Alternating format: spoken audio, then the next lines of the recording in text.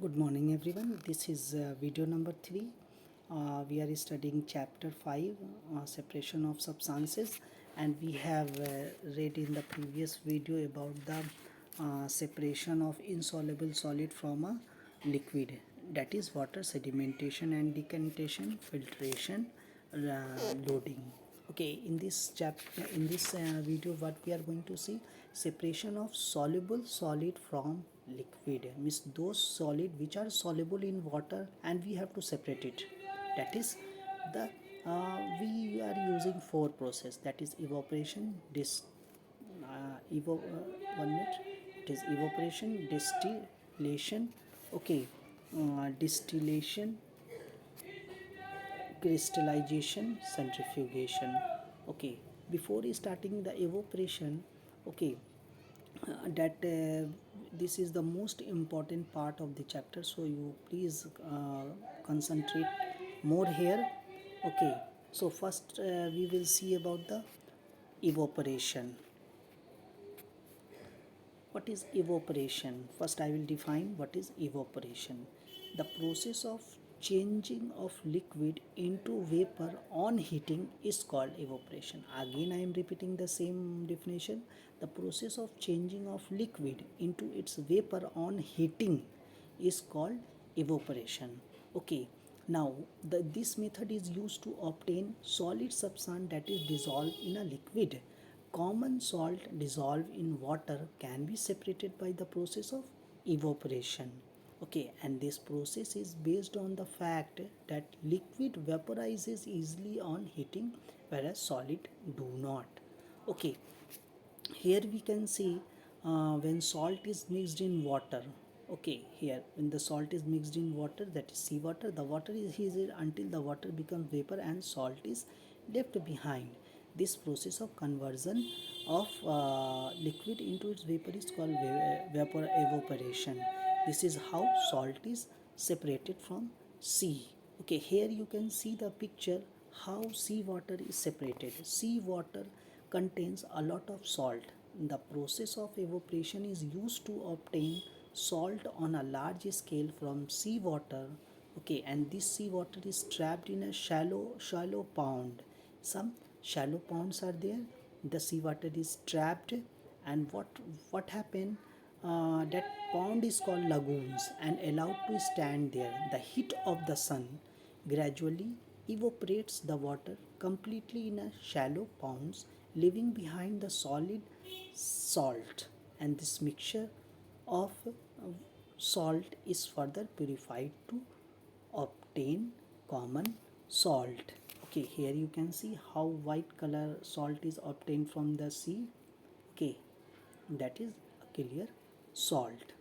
Okay, now next we are going to see about the distillation.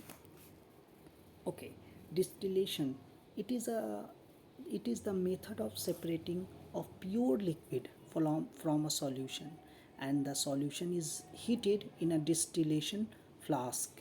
Okay, the vapor is of pure liquid passes into a Liebeck's condenser, one type of condenser it is, which is connected to the distillation flask and get condensed to form a pure liquid. Okay, here you can see where is distillation used. Distillation is used to separate crude oil from a specific fraction such as petrol and kerosene. Okay, water is distilled to remove impurities, salt from seawater. Air is distilled to separate it O2 and oxygen and nitrogen. Distillation of fermented solution is being used since the ancient time to produce beverage with a high alcohol contained. This is where the distillation is used. Here are the some examples, that is repeated example. Okay, here I have given. Now the second one, the next process is called crystallization. Okay, what do you mean by crystallization? Okay, here crystallization is a spontaneous arrangement of molecules into a regular geometric form. When you will see a crystal of salt, okay, how it look like, crystal of sugar, how it look like, it will a specific arrangement there. Okay, and example of crystallization is there.